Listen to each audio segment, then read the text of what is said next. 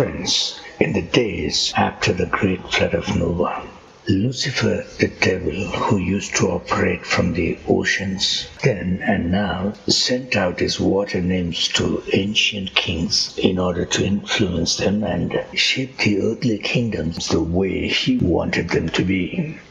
One such encounter between King Nimrod of ancient Assyria and water nymph Inanna went wrong, and she killed him. It happened around 3150 BC. Now, Nimrod was the most popular person on the face of the earth in those days. According to the Bible, he had established many cities in the Mesopotamian region. He was the son of Noah's grandson Cush, and hence he was also known as Bacchus.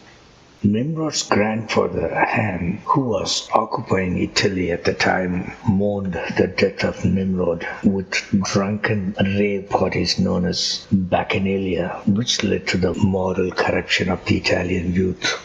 Now, the point to note here is that Ham had fallen out with his father Noah and his god Yahweh, and he served God's opponent, the devil. And the devil's desire from early on was to break down the husband and wife relationships that God intended for humans by all means. That's why he make people lose their minds with liquor and tempt them to have illicit relationships that will break down the fabric of the entire system.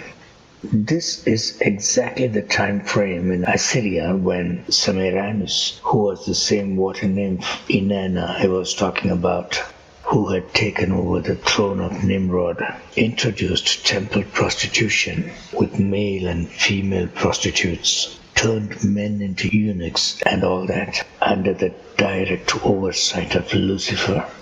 Well, coming back to our story, Noah intervened what Ham was doing in Italy and put an end to all the moral corruption of the Italian youth with the help of Haman, the king of Libya.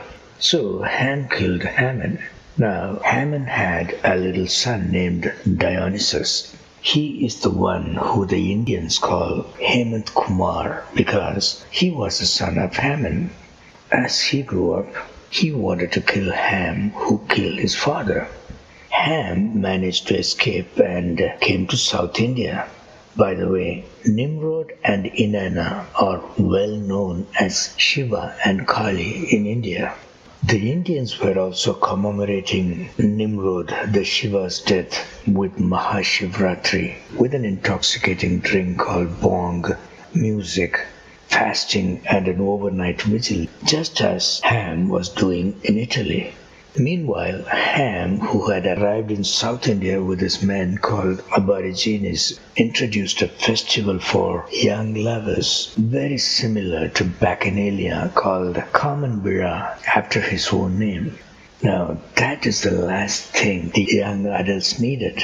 And this was also the beginning of the erstwhile fair-skinned Indians mingling with the Aborigines that traveled with Ham from Africa.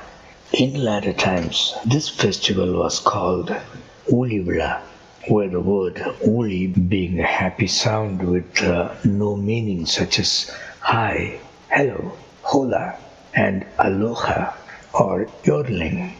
And later, the same festival found its place in the North Indian society as Holika Holika. This is the holy festival of the North Indian society today. In fact, the bonfire they make during Holi is still called Holika Dahan, based on its old name. On the day of the festival, men and women, especially the boys and girls in their teens, splash dyed water on the ones they are attracted to, sprinkle color powders, drink liquor, and dance around. Sing vulgar songs with double meanings, even though these practices have been toned down nowadays to suit the modern times. And thus, the biblical Ham, known as Kamdev in India, is behind 4 ceremonies, namely Bacchanalia, Mahashivratri, Kamadeva, and Holi. Thanks for watching.